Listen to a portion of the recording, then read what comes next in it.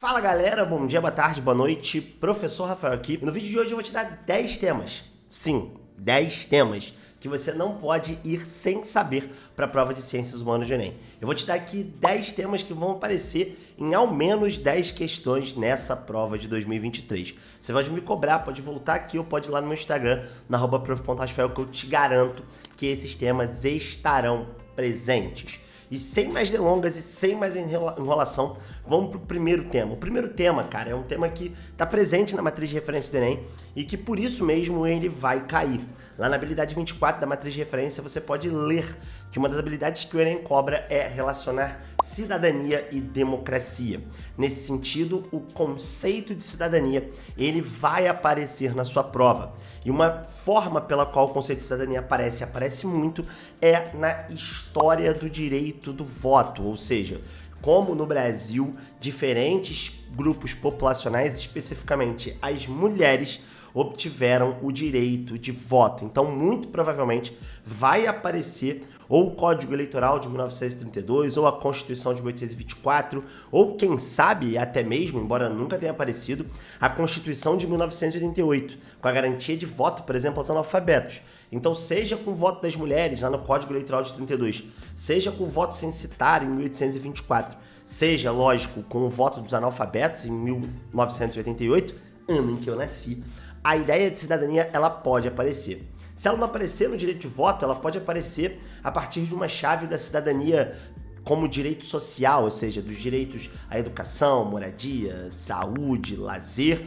que estão presentes na Constituição justamente de 1988. E se não aparecer em nenhuma dessas formas, nem na versão política, né, do direito de voto, e nem na versão social, a cidadania pode aparecer na sua face civil, ou seja, com alguma coisa falando sobre liberdade de expressão ou ainda sobre direito de ir e vir. Você precisa dominar o conceito de cidadania, porque ele é muito importante e ele cai muito nas questões que estão ali na interseção entre história e sociologia.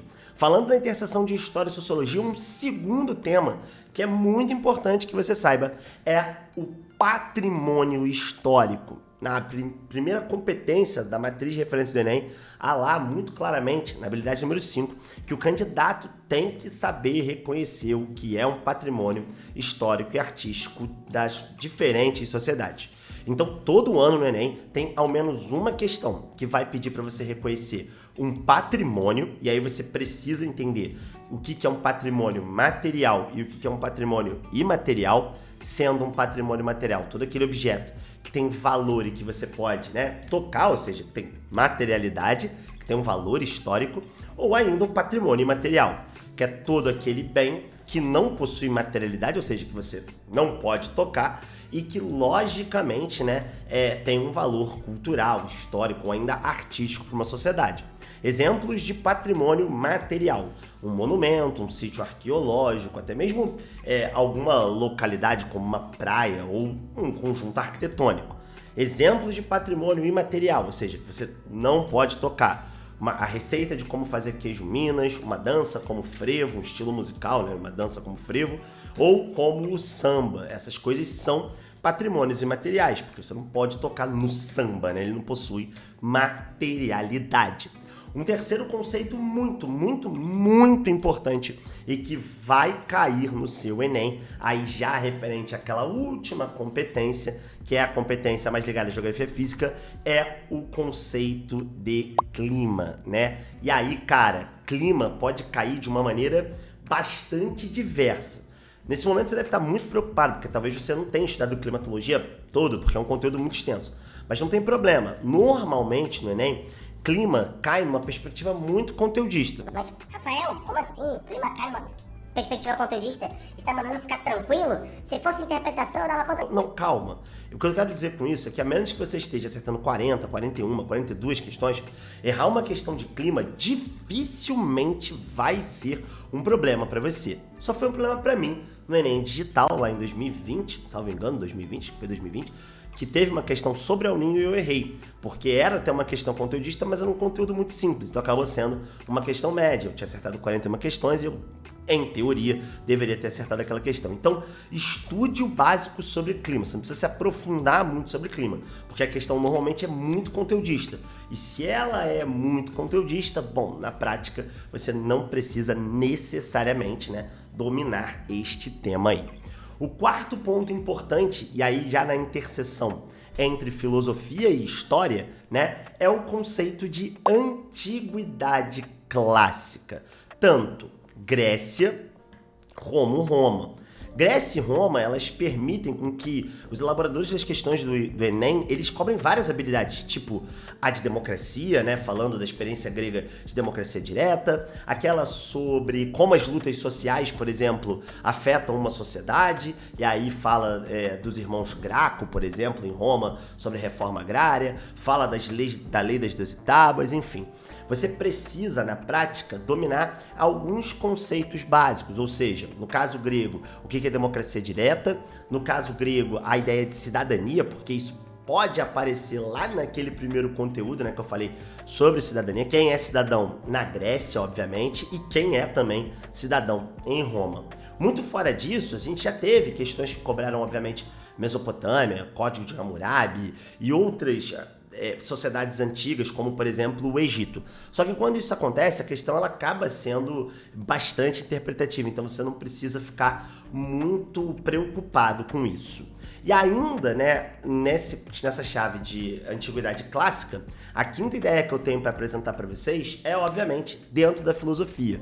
Em filosofia, sempre cairá uma questão conteudista sobre filosofia antiga. Normalmente, Aristóteles ou Sócrates. Nos últimos anos tem caído muito Aristóteles. Então, a ideia é que você pegue aí, né, um texto, qualquer que seja, e domine de fato, né? Por exemplo, tem sido muito frequente a ideia do método dialético, né, da filosofia antiga. Então, é fundamental que você conheça, né, os principais pontos dentro do pensamento aristotélico, né, da filosofia antiga. Um sexto conceito, um sexto tema que cairá com certeza na sua prova, e aí já mais para a parte de sociologia mesmo, são os direitos humanos, tá?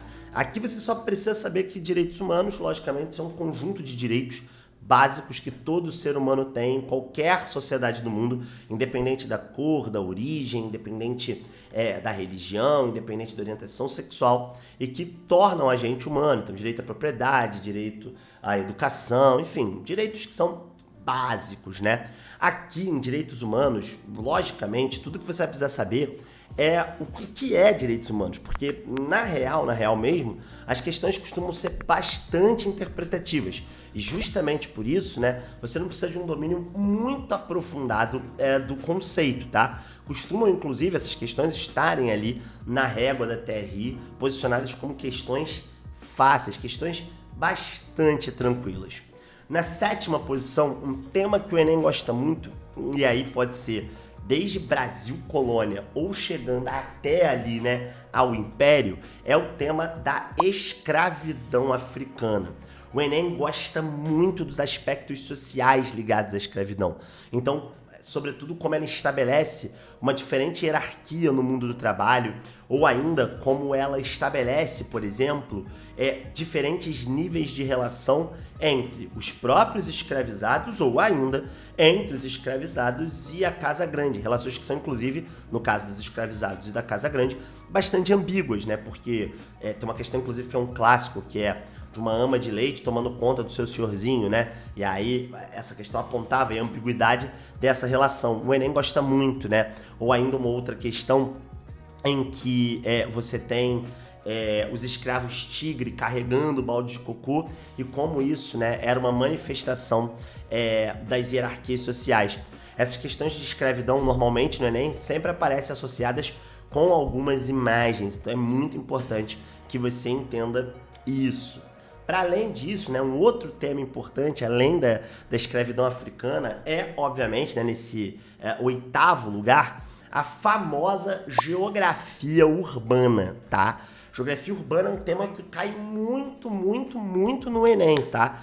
E aí existem alguns conceitos que você precisa dominar. Então, o conceito de megalópole, o conceito de metrópole, o conceito de cidade global, né? O que caracteriza uma megalópole, o que caracteriza uma metrópole, o que caracteriza uma cidade global e, sobretudo, entender, né, como de fato essas cidades elas se encaixam em diferentes cadeias produtivas. Isso é muito, muito, assim, mas muito importante mesmo, tá? E em nono lugar, aqui, importantíssimo, né, fundamental para você, é que você domine, né, pelo menos o cômputo geral da Primeira República. A Primeira República vem com questões, muitas vezes, que acabam sendo interpretativas, sobretudo sobre as revoltas da Primeira República. Então, revolta da vacina, revolta da chibata, guerra de Canudos, por exemplo, sobretudo as urbanas, né? Reforma urbana Pereira Passos, tudo isso tem caído bastante nos últimos anos.